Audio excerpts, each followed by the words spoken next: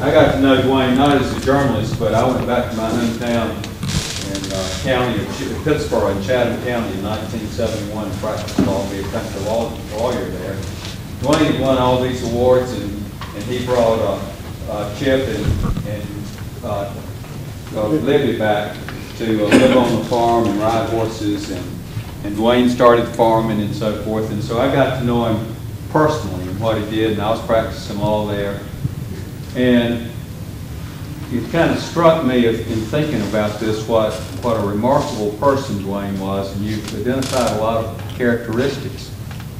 And I think that it all sums up that he was the son of a Baptist preacher. And although he denied it his whole life, he lived the life of a Christian in the best sense of the word. He was a leader.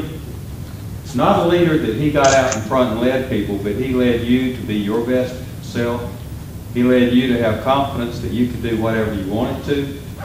He led you to do what he did and go out and help other people and lead other people in that kind of way. Dwayne was always looking for the person in the ditch on the other side of the road that he could help pull out. R.C. mentioned about something that I was very familiar with. But he went to Siler City, which was an impoverished community. It had a mill hill over there, and the mills were leaving town, and there were people who were poor and destitute in Siler City, just like they were in the mountains in eastern North Carolina that he wrote about.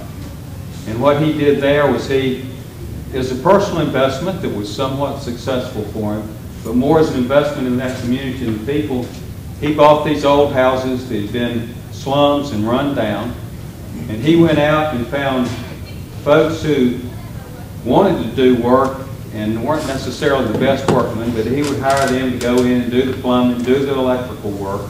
He didn't go find the best people to do the job. He went and found the people who he could help if he hired them to do the job.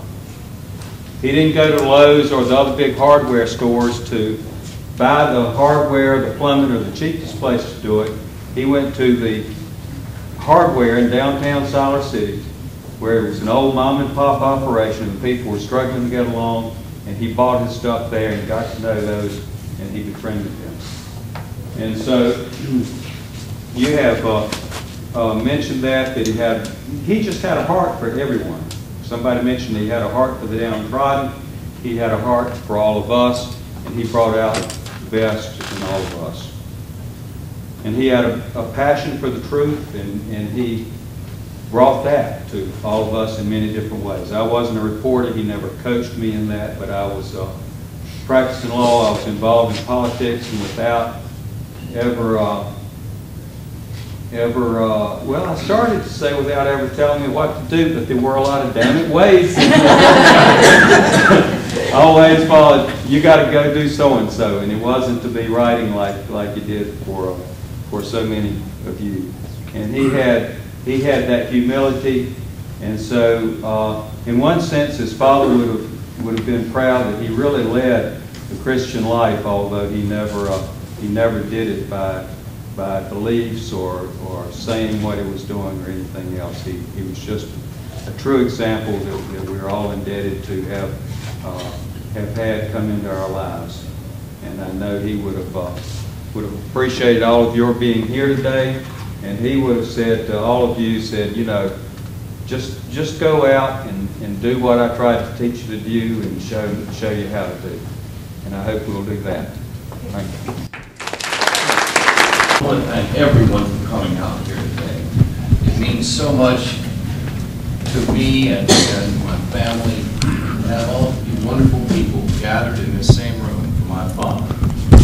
And, you know, whether it was growing up on the farm where with me and Pat out there cutting wood, where, what was it my father said, one boy can do one boy's work, two boys can do half a boy's work, and three boys ain't what you think.